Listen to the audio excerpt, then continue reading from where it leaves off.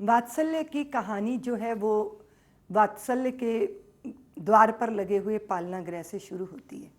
बहुत सारे ऐसे बच्चे हैं जिनको बहुत ही बुरी तरह निर्ममता से मार दिया जाता है, लेकिन कभी कभी उन बच्चों का जिनको छोड़ने का प्रयत्न होता है, उनका प्रारब्ध उनका काम देता है। प्रकृति परमात्मा चाहते हैं कि वो जीवित रहे, इसलिए वो किसी भी तरह की परिस्थितियों में जो है वो वात्सल्य ग्राम के द्वार पर लगे पालना गृह में आता है। जैसे ही वो पालना में आता है तैसे ही घंटी बजती है, लोगों को, वात्सल्य के लोगों को पता चलता है और उस बालक को ले लिया जाता है और प्रसन्नता, खुशियाँ, महोत्सव, उत्सव के साथ उसका वात्सल्य ग्राम के भीतर प्रवेश होता है।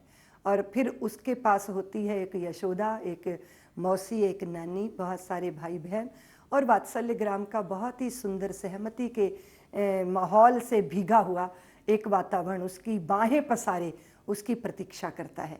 कभी कभी ऐसा होता है कि उस बच्चे को तुरंत जो है वो मेडिकल ज़रूरत पड़ती है उसको।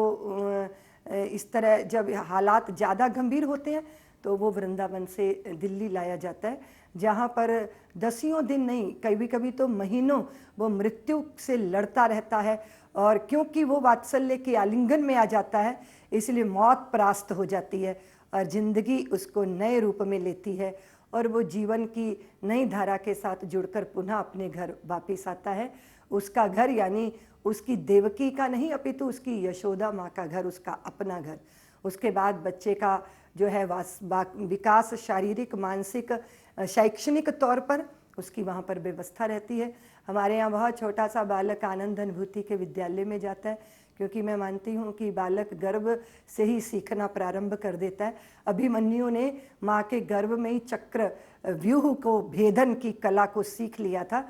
एक एक पल पल, क्षण क्षण बच्चा विकसित होता है तो वातावरण से सीखता है, इसलिए प्रारंभ से ही उसका ऐसा आनंद अनुभूति हमारी व्यवस्था है जहाँ बच्चा रहता है और शाम तक रहता है, बहुत सारी बातों को सीखता है।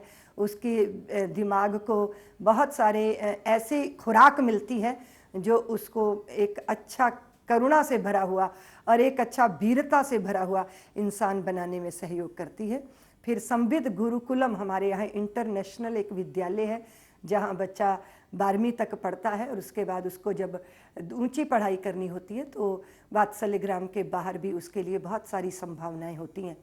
हम लोग सोचते हैं कि किसी को छत देकर किसी का आसमान कभी नहीं छीनना चाहिए।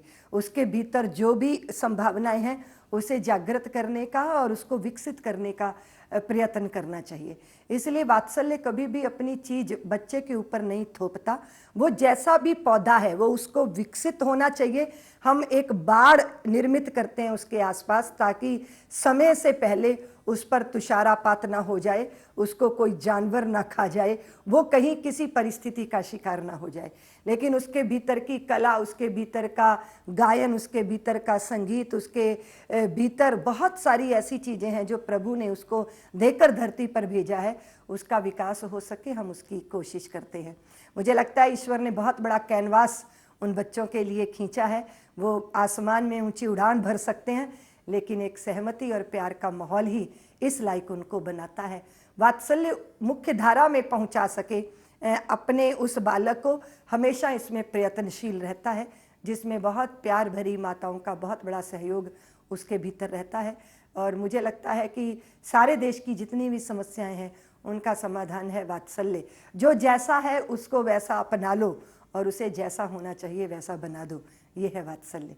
जब गौ माता अपने बछड़े को जन्म देती है तो उसमें बहुत सारी गंदगी लगी होती है, लेकिन वो उसको चाट चाट के उजला कर देती है, उसकी सारी गंदगी को आत्मसात कर लेती है।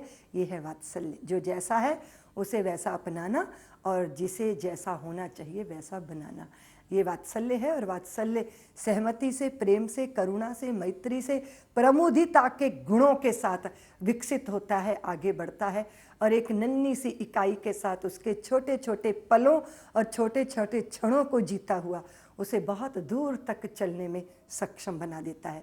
हम सारे देश में ही नहीं, अपितु वात्सल्य देश की सीमा को पार करके अमेरिका के न्यू जर्सी क्षेत्र में भी विकसित हो रहा है। हमें लगता है हम सारी दुनिया के अंदर जो अलग अलग है उनको मिलाएंगे और एक दूसरे का पूरक बनाएंगे, ताकि संसार में कोई भी अकेला ना रह जाए, किसी को भी अकेलेपन का दंश ना झेलना पड़े।